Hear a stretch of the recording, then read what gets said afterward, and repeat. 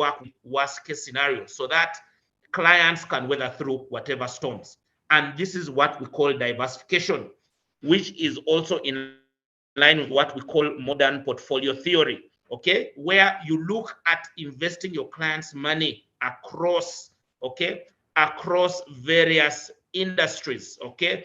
It could even go regional, where you're even buying assets in Kenya, where you're buying assets in Uganda, because diversification minimizes the loss of capital. You see, it minimizes the loss of capital. Now, of course, there are some people who I know will say, I got a loan and I bought a certain company 10 years ago and I made a lot of return on my investment. But see, it's just like a person who overtakes cars at corners. If you overtake a car at a corner, you might not get an accident the first 3 times you do it. But on the fourth attempt, a trailer will definitely be coming your way. And it's the same thing with investments, because the way the investment professional is going to invest your money is that they are going to be looking at retaining your hard-earned capital, because there's something called retirement coming. There are going to be various cycles, markets going up, coming down. There are going to be so many cycles, and the investment manager is going to see that the return that you're getting is complementary to whatever you're earning in your job or in your business, and so on and so forth. Of course, with a goal in mind of probably meeting a certain standard of living goal. So I will just try to conclude by also saying something about the unit trust, because quite a number of investment professionals are calling me and they're now talking about the unit trust, because every professional, even yesterday in the meeting which was carried out by CMA, someone asked about the unit trusts. What are these unit trusts? Because basically, we talked about diversification, and we talked about having assets, various assets in various different asset classes, because different assets have different characteristics. For example, you're looking at the bonds having low volatility, but they also know how to preserve your capital over 5 years, 10 years. You also know that there is also a tax exemption benefit for some investments. There are also investments which have high potential for capital growth and provide what we call an inflation hedge, meaning that when prices in the markets go up, for example, if you have a landlord, he will also increase his what? He will increase his rent. So there are different types of asset classes with different characteristics. Now, the unit trust is actually a diversification, a pool of diversified investments. So you're looking at a pool investors who bring money together. And why do you bring your money together? It's because I have my private business. I don't have time to follow the markets, but I want my money to work for me. So what happens that you call an investment professional who is now going to make these decisions on your behalf. And when he's making these investments on your behalf, he's making those decisions not only on your own behalf, but on behalf of so many other groups of people, circles, investment clubs, associations. So many people are interested in this same asset class. So what happens is, when you have this pool of investments, the portfolio manager or the investment manager or the person who's qualified to be an investment manager is going to invest your money in a variety of different assets, like we talked about. So in short, they are going to diversify your risk, okay, so that your pool of investments can generate for you a return. And some of the benefits are there's tax exemption. Remember, when you're going to an investment, you ask yourself, what will my tax burden be when I'm entering this investment? Now, the beauty about this unit trust is that collective investment schemes like the unit trust are tax exempt. So that means that if you went to get a bond, okay, treasury bond, you'd be paying about 20% withholding tax, or 15% if you fixed money. But there's a tax exemption benefit when you come to the unit trust. Now, these are things which you may not know, but now that's why you need an investment manager. And also you have access to your funds, because COVID has come. There's another strain of COVID coming. What happens if you have so many assets, but you do not have cash flow? You want to be in a situation where you're investing your income, but you're also in position to generate some cash flow of sorts. And that's the beauty about the interest, because it gives you access to your funds as and when you want to access them. And also the return is calculated on a daily basis. So you're working in a bank somewhere, or you're working in an institution somewhere, you're working in your private business somewhere, but you want that certainty that I am going to invest my money. And when I have a challenge, I can access it, but at the same time, it's generating me returns. Remember that cash is king. Okay, I'd rather get a little return on my investment than having square miles of land that are seated idle, because it's about cash flow, not assets. What use is an asset if it cannot generate a return? And I think that is my special message to us today. Okay, return. So the beauty about the interest, because it works like a mutual fund, okay, where you have a pool of investments and your money is earning you money on a daily basis, okay, such that even if you're planning to have that net return of 5 million per month, you sit down with your investment manager and it tells you, in order for you to get 5 million a month, this is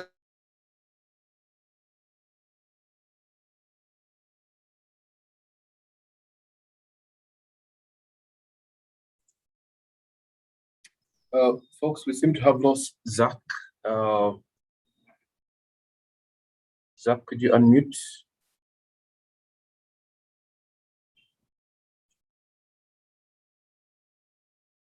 Zach, could you unmute your mic?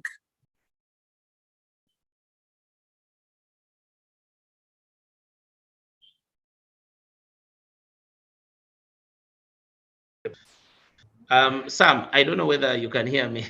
Yes, I can hear you. You were just wrapping up on unit trusts. Yes. Now, what I need to know is whether my screen is being shared. At the moment, it's not. Okay, so let me just share it just a second, because I'm just winding up. Okay. Okay, we can see it. Sam, can you confirm that you can see benefits of the unit trust? Yes, tax exemption, accessibility, returns, online access.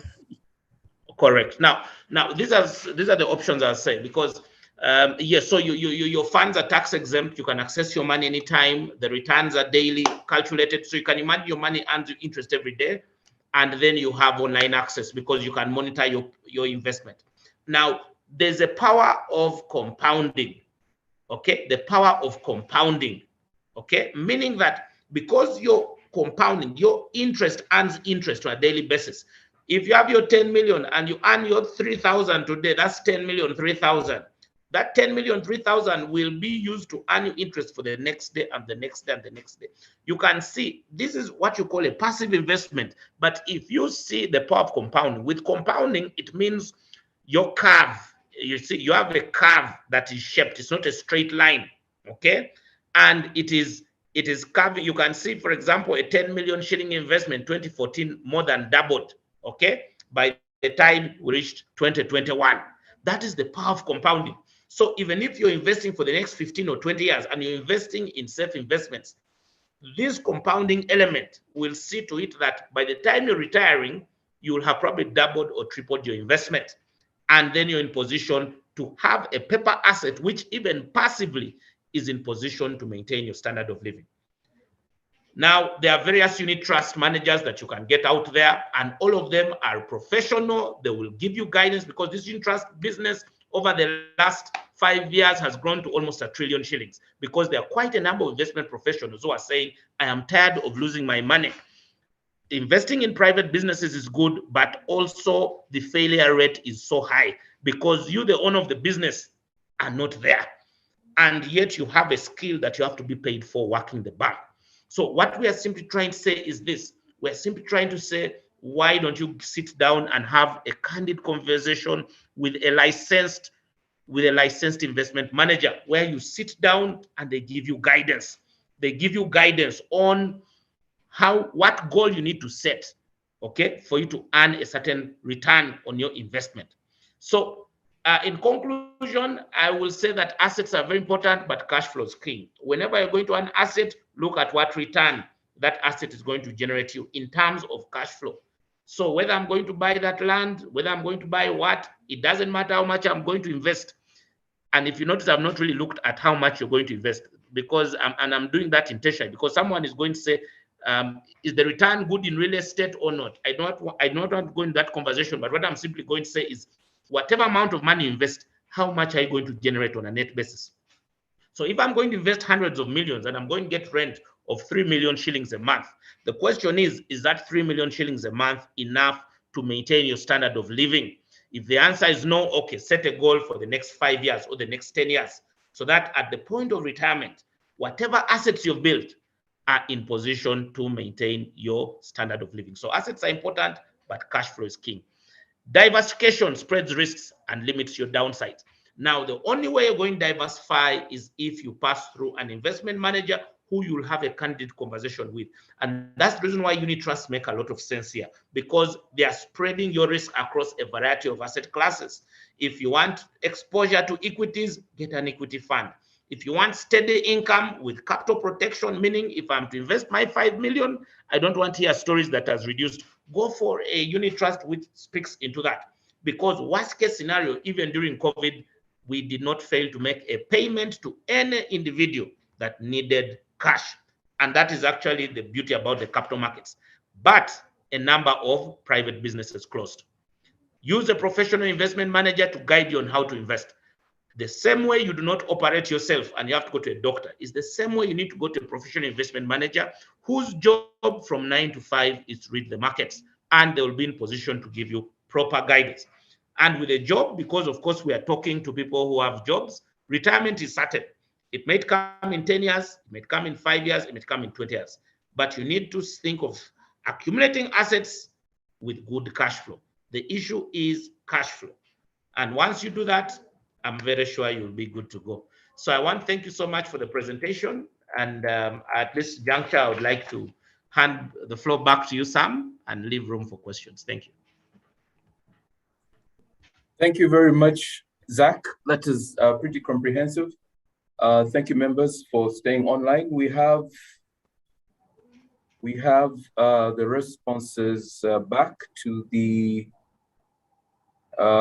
we have the responses back to the survey we did initially. Majority of us are above 30 to 50. Majority in the private sector. Yes, most of us have an investment. 14% do not. Yes, everyone 100%. Investment matters, personal investment. We want more knowledge, 100%. And majority have attended a talk like this before. And the bulk of us have been to a training. Thank you very much for your responses. We are going to get to the questions. There's one common one that I will begin with. It's about the slides and whether they will be shared with the members.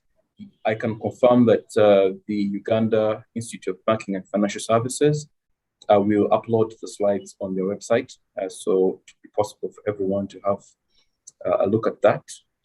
And then we have some 4 questions that I'm going to read. Zach, if you could just take this down and then just give us some answers.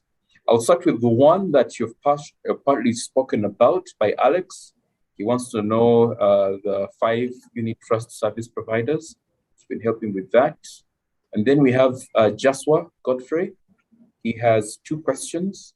The first question is about the minimum you need to invest with a professional unit trust manager. And then what's the process? What's the process of setting up this account? That's his 2 questions. Annette has 2 questions. What are some examples of unit trusts? And can we get the slides? Yes, you will. Agnes has a question. Please explain the rates and numbers page with the list of money managers. Yes. Do you, Zach, can you please share with us maybe returns? How has your money market fund performed? What are the returns like? If you would, if you're able to share that with the members, that would be good. And then we will have a second session of questions. If you could first handle those. Thanks. Oh, there's one more that's just come in. Do you also deal in USD? If you could just add that to your questions. You have accounts where you can invest in US dollars and get a return in US dollars. Zach, over to you. Okay, thanks, Sam. Sam, can you hear me clearly? Yes, Zach, loud and clear. Okay, thank you. Yes, basically we have a number of unit trust managers, and they are all professionally run. Reason being, we are all regulated by the Capital Markets Authority, and regulation is very important because regulation is more or less like a ref at the team. You can have two players, but the ref sets the rules for when is it a penalty, when is it a free kick. So everybody plays by the rules. So the important thing is to make sure that I think because the question was specific about the unit trust, your unit trust manager, which we call the CIS, Collective Investment Scheme Manager, is licensed. And licensed meaning that they have got a proper license to operate the unit trust in the country. And in order for a unit manager to get the license, there's a vigorous process that they go through in terms of their assets, in terms of their systems, in terms of how return is going to be reported, in terms of efficiency when it comes to customer service, care, and so on and so forth. And that actually speaks into my message today, which is passed through a professional who is licensed, by a regulator. These are the benefits which you not have if you went to do private business. Because when you're in private business, apart from getting the license to operate, basically all the risk is yours. But here, we have to give reports. We have to send monthly reports. We send quarterly reports. We have to confirm to the regulator that we are prudently managing the assets of our clients. I will even speak into one of the asset managers who closed some time back, and that was Stanley. Stanley closed, but because it was regulated very carefully by the Capital Markets Authority, not a single investor lost their money. Why? Because the rules are the same in terms of corporate governance. So basically, what matters is that you get a licensed unit manager, and there are some names that I have actually put there. And of course, you'd have to have a conversation with them, for example, minimum to invest and so on and so forth, because different collective investment schemes have different figures. Like, for example, at UAP, it's 100,000. In others, they could be less. But the point is, you should be able to get this information from any of the licensed unit managers. Process to set up is also similar in terms of course, you'll have to fill in a form with your details. Probably you have to fill in, it depends, are you a corporate client? Are you an individual? Of course, corporate clients, because of more enhanced due diligence, you'll have to give more information. For example, maybe your certificates of incorporation, constitution if you're an investment club. Basically, a number of KYC documents which actually required to provide basing on what our regulator tells us. But it's not a long process. The point is, within a day, you should be able to have your account set up, and you should be able to run without a problem. Now, someone was asking, I think Annette, they give the different examples of unit trusts. The easiest way to look at unit trusts, and this is why you have to look or sit down with your investment manager. They will first have a conversation with you and ask, what risk are you willing to take? And they will give you proper guidance. For example, if at all you're someone who loves buying shares with the Uganda Securities Exchange and so on and so forth, maybe they'll sit down with you and have a conversation with you about an equity fund. For example, unit trusts which have exposure to equities, because the underlying assets are spread across various equities, not only in Uganda, but across the region.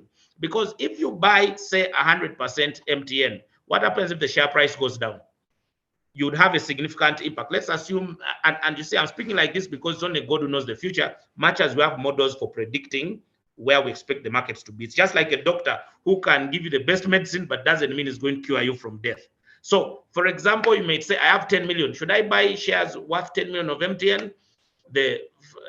Or should I go into a unit trust which spreads my 10 million across various shares of various companies, so that if the share price goes down, on a net basis, I'm still in positive territory. Now, they will show you which kind of interest to go to.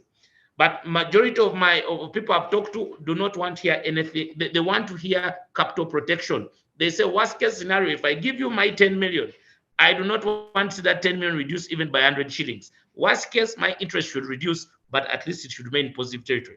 In that case, we go for what we call bond funds, like, for example, umbrella trust funds, bond funds, where we invest in safe investments, but longer term, meaning that the probability of default is close to zero, but at least you're in position to generate consistent income. So those are different types of interest. They even blended unit trusts, where you have a combination of bonds, combination of equities, and then you have your risk diversified. All these are benefits of having that conversation with your CIS manager.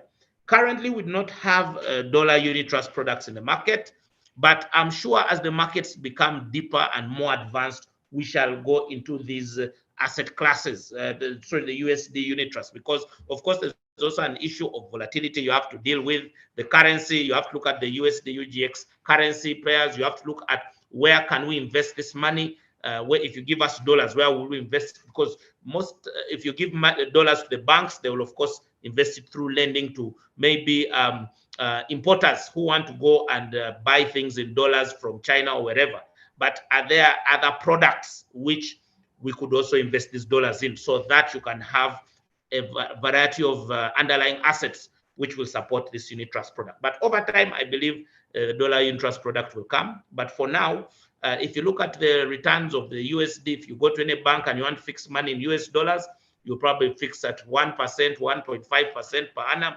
But remember, you're getting higher returns in the unit trust space of net in excess of 10%, 10.5, 11%.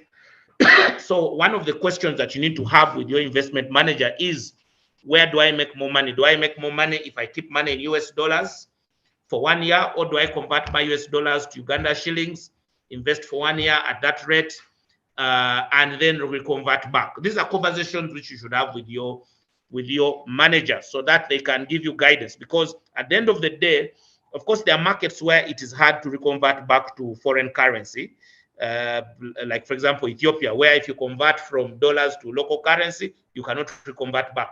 But in Uganda, we actually have a very good investment climate where you can convert to foreign currency back to local. So the biggest question now to ask is, where do I make most money? When I keep my money in dollars at 1.5%, even after factoring in the depreciation or appreciation of the currency, or am I better off converting to UGX, invest at a higher return, double-digit returns, and 1 year later I reconvert back? Those are some of the questions that you'll have to ask your CIS manager, and they will give you expertise, because the number of CFA charter holders in a number of these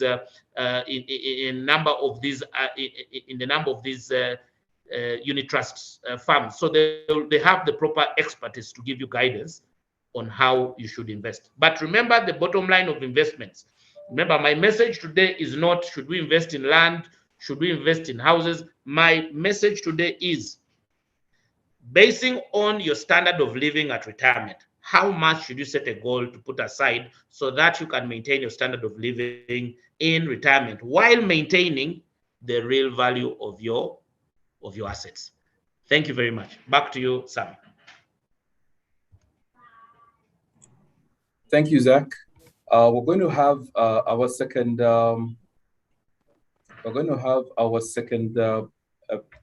Set of questions.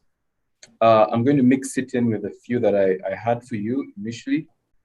You had this Kiyosaki chart where you had a self-employed investor and people working for you.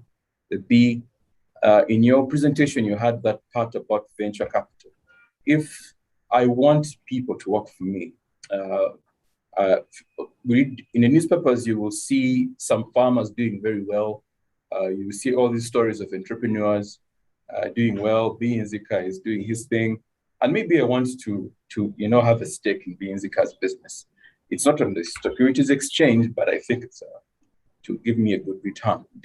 Are you in position? is the investment manager, such as yourself, able to talk to some of these guys and get me a stake in these businesses and have people working for me? Because maybe I want to have a pie in Sudhir's business or some other person's business. And can that work? Can you do it? And then there was the second question is about this saving 20% every month. Okay, if someone is unable to, is it a rule? Is it a must that you must? Is it a must that you must have? After I invest the initial 100%, 100,000, do I have to always increase by 100,000?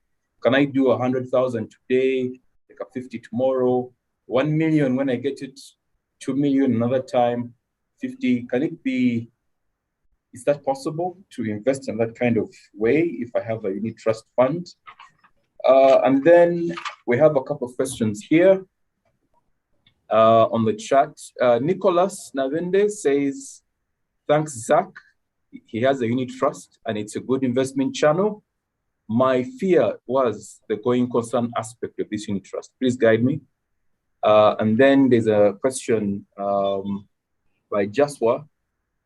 How easily can one get an investment manager?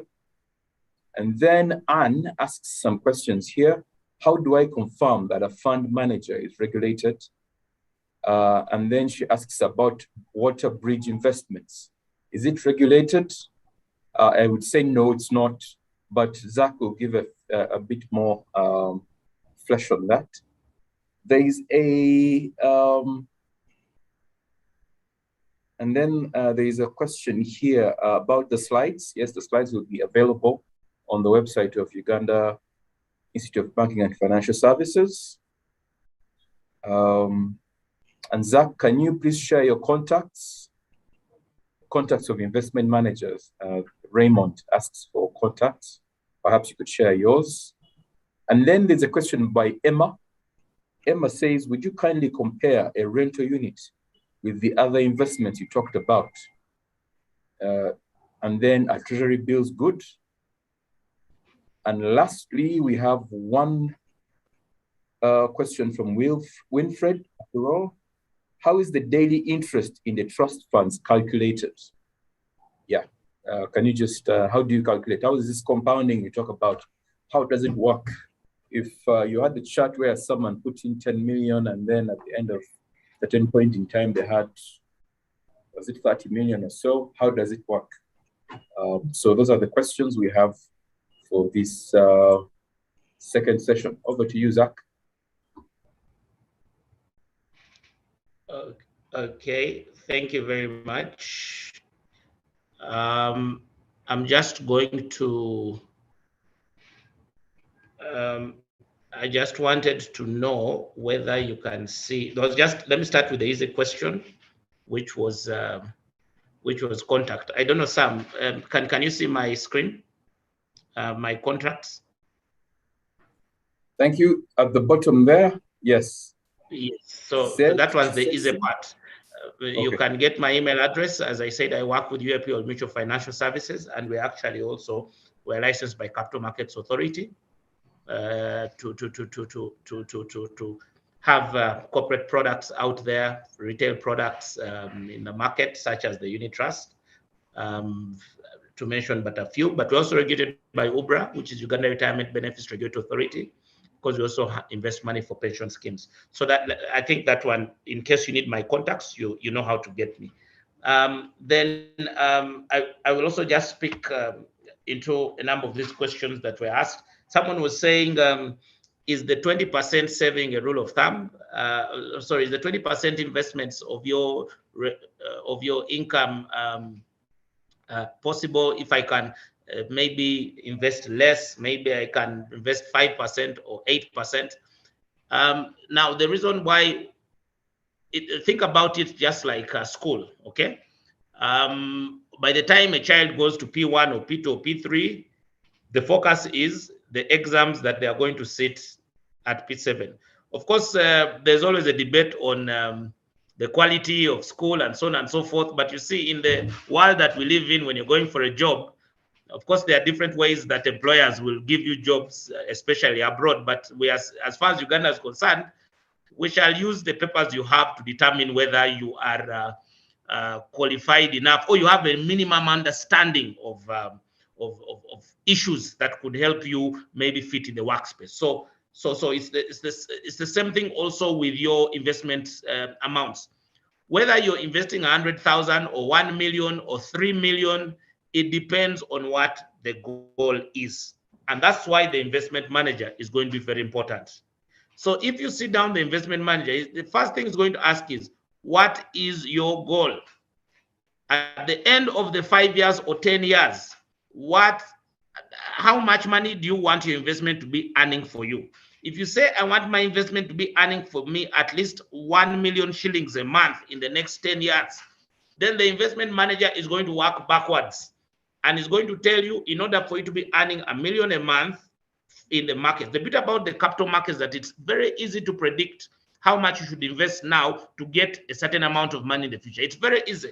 So whether it's 100,000, whether it's 1 million, whether it's 500,000, because even if you invested, even if you saved 5 million a month, that money may not be enough if your goal is maybe to have billions of shillings in the next 3 years or 5 years or 10. So the question is not what percentage of my budget should I save, but rather what is my goal? So if you realize that maybe 1 million is what I should save, but I'm in position to save only 500,000, then that now helps you set a goal, okay? Maybe to improve on your skills, maybe to be more cautious in your side business or side hustle, because you know, in order for you to hit your goal in the next 5 years or 10, you need to save 1 million. So how do I increase my savings from 500,000 to 1 million shillings so that in the next 5 years I can hit my goal? So my focus here is more in terms of what the goal is as opposed to what the absolute figure I'm investing should be. But the beauty of the unit trust is that you can invest any amounts of money, 100,000, 200,000. They don't even have to be consistent. It can be random. It's really up to you. But have that conversation with your investment manager. Nicholas was interested about the going concern of the unit trust. Now, in any business that you do, of course, there's a level of risk that you need to take. But the question is, as a client, am I ready to bear that risk that I'm being exposed to? I'll give you an example. Imagine I am 60 years old, I'm retiring, I have 100 million or I have 200 million. Am I in position to risk that 200 million buying MTN at the IPO? What happens if that 200 shilling price moves down to 100? It means in just 1 month, my capital will have reduced from 100 million to 50 million. That's what it means. And remember, when you're 60 plus, it's even harder to get a job. So now, because you're not in position to bear that risk, maybe you move to safer investments, because when you retire, you're thinking more about your medical expenses and so on and so forth. You're more conservative in how you invest. And that's why the financial manager is very, very important. Now, as far as going concern is concerned, yes, there are a number of ways of looking at it. In order for you to be a unit trust manager, one, of course, you have to get the proper you have to get a license from CMA, who will sit down and give you a long list of do's and don'ts. Then you also have to make sure you're thoroughly audited. Okay, so you need to have audits by an external auditor. You need to even carry out an annual general meeting where all the members can come and see your performance. You know, this is not a secret investment, so you have to do that annually, which is very important for all the unit trust members. You know, when you look at it, you do not have direct access to the money of the clients. As a fund manager, there has to be custodian, which is basically a bank which holds those instruments that investing. And as a manager, you don't have direct access. You're just giving guidance on where this money should be invested, but also in line with what we call a trust deed, meaning that there's a board of trustees which sit down and says, if you are in a bond fund, you invest in bonds. Treasury bonds, this amount of money. You can invest in fixed deposits, this percentage. You can invest in cash, this amount of money. So they are there to ensure that you're following the correct mandate that you were given. So all these are in place to ensure that even if, say, a company closed, just like I said Stanley did, no single individual lost their money.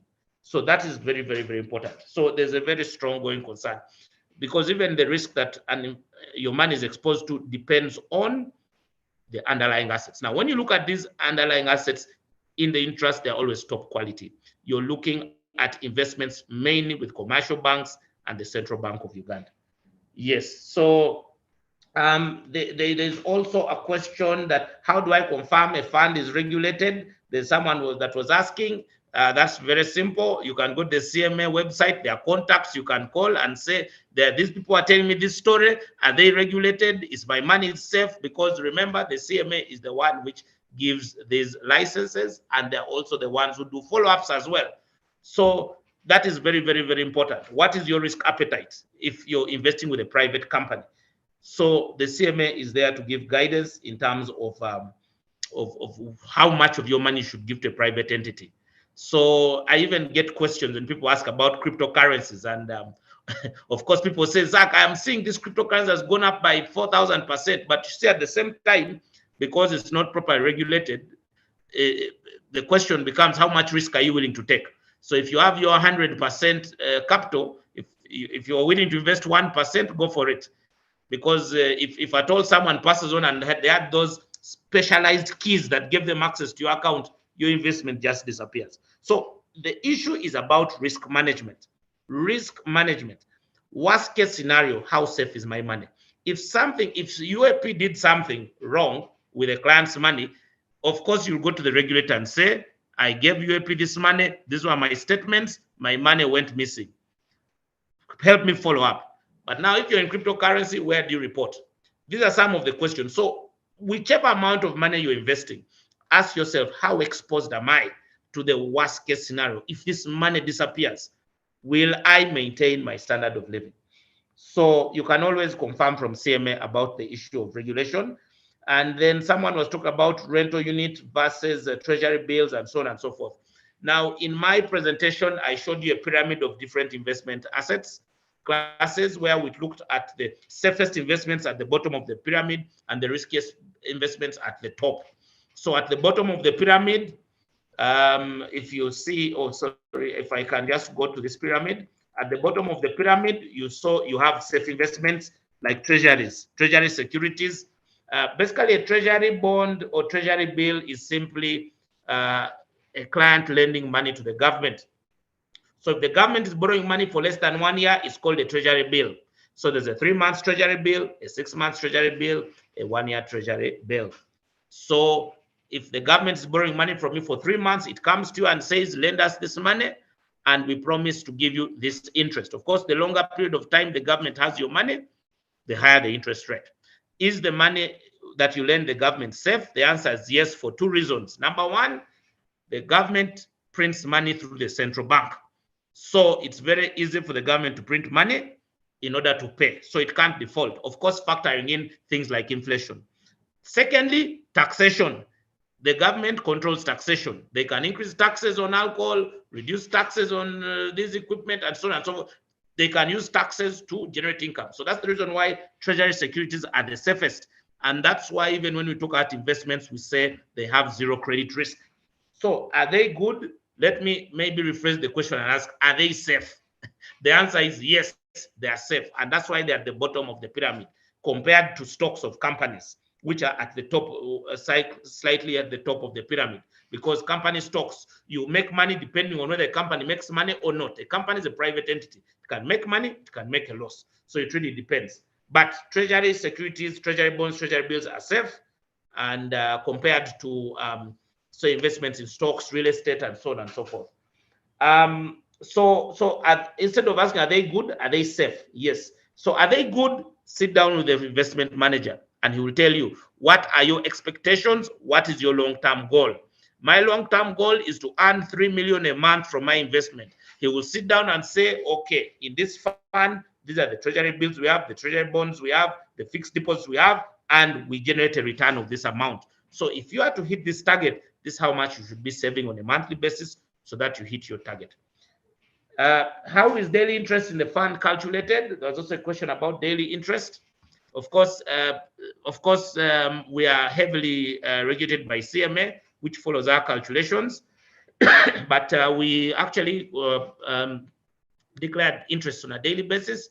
And the interest that you get, of course, if hypothetically speaking, of course, interest rates are quoted on an annual basis, whether investing for 3 months or 1 day or 1 year, they are also always quoted on an annual basis. So it's possible that a rate today can be, say, 10.9%. So if you're going to earn interest for today, the system with whichever CIS manager you use will convert that annual rate into a daily rate by dividing by 365 and multiplying by the money in your account at the end of the day. We call this end of day pricing. So the interest that your money makes is basing on the end of day pricing. What's the rate at the end of the day? And that's what earns you interest. And that interest is compounding, interest earning interest. And that's the reason why I say the beauty about this unit trust is the fact that because your interest is also earning interest, you end up having an exponential growth curve. And over 10 years, you can imagine how steep that curve would be. So I don't know, Sam, I've tried to answer as many questions as I remember. I hope I've not missed out any. Thank you. Yeah, thank you very much, Zach. We have come to the very end. There was just one other question about negotiating a higher rate of interest on a unit trust by Anne. I think this is something you can discuss. If someone is a large investor with a significant sum, you can always negotiate with around the kind of assets that you want to invest in and the return, and see if it's agreeable with a potential investor. There is a comment here about, let me just speak more about real estate. Real estate, I think for each of these investments, you have to consider the return and the risk. Real estate has a couple of risks. First of all, to do with the land itself, the asset called land. You've just heard there's issues to do with the Milo land and it's likely being removed. That's a risk. You're looking at depreciation, that the value of the building can go down with time due to age, wear and tear. And then there's also the risk that you will not have tenants. We have very many buildings in Uganda that where the wear and tear, where they're not fully occupied, so the return is affected. And then the other issue is you have to do maintenance, which is a cost. So you have to invest in the real estate from time to time to maintain it. Then the other matter is that you have to do supervision. There has to be a team to supervise the real estate on an ongoing basis. So that's another cost so real estate comes with very many costs along the way that you do not find with the financial assets, like say a treasury bill or bond or the equities, the kind of things that Zach is involved in. So you have Zach doing the management, and from day to day is investing and reinvesting and managing the return on your behalf. So for the financial asset, if say you had 1 billion shillings, or let us say 100 million, and you put this 100 million within with Zach can give you an extrapolation of how much money you're going to make over the next 1 year or 2 years. He can already do that for you in a calculator, and he can give you the return. If you get this same 100 million and put it in real estate, you're going to have some costs, some reinvestments to do. You're going to have more risks involved. But that said, we're talking about diversification. So if you decide to go into real estate, fine, you can have some of your money there. The capital markets has a thing called the Real Estate Investment Trust, which is called a REIT. We do not have a REIT now, but I can tell you from the regulatory point of view that we're going to have a few in the not so distant future. A real estate investment trust is where a company comes that is constructing particular units. They have a plan of how the real estate is going to make money, and then they come to the Securities Exchange and they sell you a portion of real estate. We're going to have that very soon, so it's something exciting to look forward to. But right now, it's the risks of real estate are on you, the investor. So there are benefits to it and there are risks to it. If you have Zach's number, it's a discussion that you can continue to have, but on just an executive brief about that, that's something to think about. And then there is one comment from Priscilla about how to juggle the side business with work, not to cheat the employer. That's an important one. Zach, you want to volunteer some responses and your closing remarks? Oh, okay. I can see it's already 1 minute to go. I'm always very time conscious, but yes, basically, how to juggle between.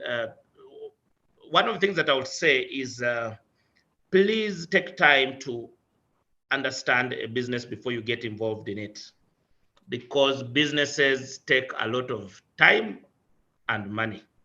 If you don't have time, if you're not spending money, it's taken out of your time.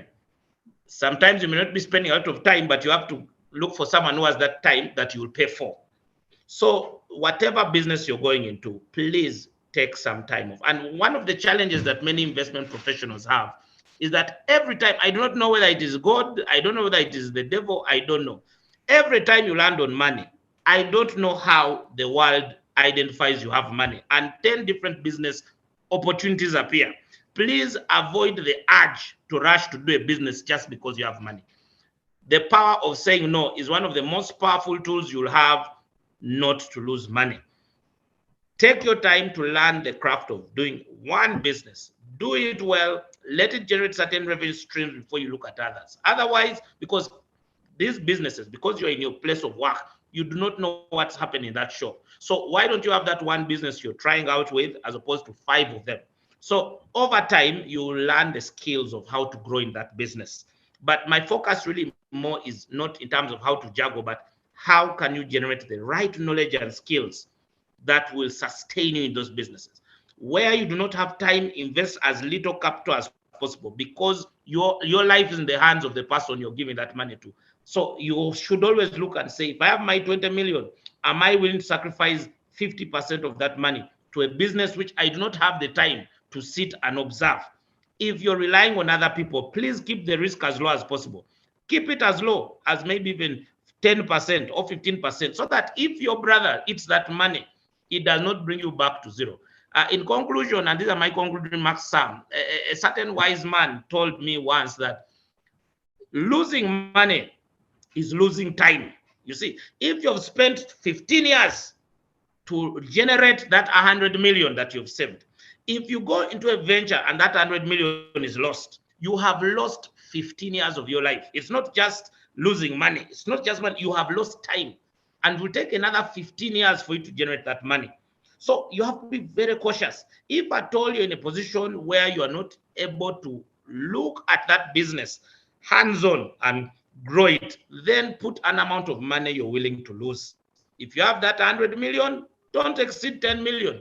If that money is lost, you have 90. But if you have that 100 million and you give 50 million to someone who you're trusting your life on, most likely you will lose that money. I can tell you so many businesses have failed. So I would rather spend my time studying a business, learning the skills, watching others fail and learn from their mistakes, because experience doesn't have to be your own loss. It can be the loss from others. Observe other people who are starting that business. Don't be in a rush. Go into safe investments. Put your money aside. Let the fund managers run your money where you're sure you'll not make a loss.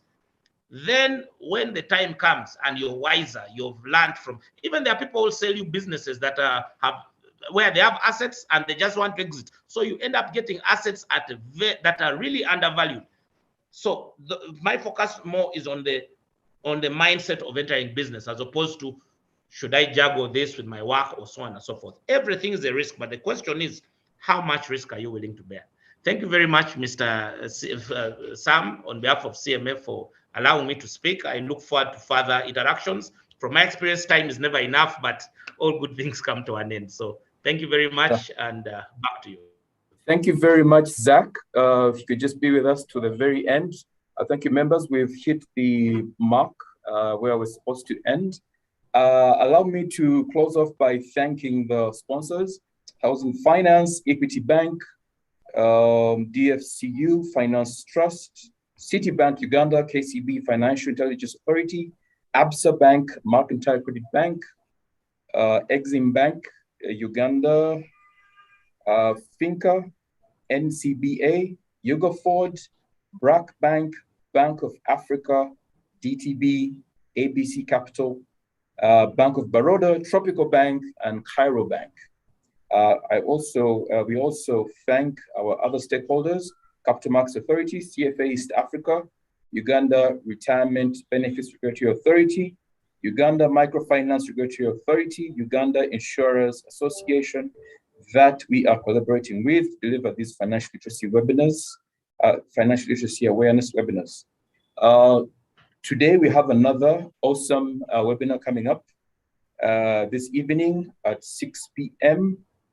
We will be having the topic Empowering More Women to Take on Loans for Investment, to be delivered by Ms. Edith Tusubira, Executive Director of Uganda Microfinance Regulatory Authority. Her poster is showing right now. Please tune in at 6 p.m. And get some additional information. The more you know, the better you're able to manage your investments. We usually have a poll at this moment. It's just 5 questions. We'd really appreciate if you would take the time to rate this webinar. How good do you think it was? This helps us to improve and have way better webinars for you in the future. I hope you have taken the time to answer, and thank you very much, Zach, for that awesome presentation. Time is never enough, but I've been able to learn a couple of things from you, and I hope that the audience has also been able to benefit from your knowledge. We look forward to, if you have any other knowledge you'd like to get from Zach, you can always email him. He shared his email. And with this said, I'm happy to bring the webinar to a close. We see you again at 6 p.m. today, and we will be together again on Friday as well. Same time, 1 p.m. to 2:30 p.m. to discuss legacy planning for your family, to ensure that your family maintains its wealth going forward to the great grandchildren. You can be that change in your family. Thank you very much for joining us today, and we look forward to hosting you at 6 p.m. today and on Friday. Thank you very much, and God bless. Yes.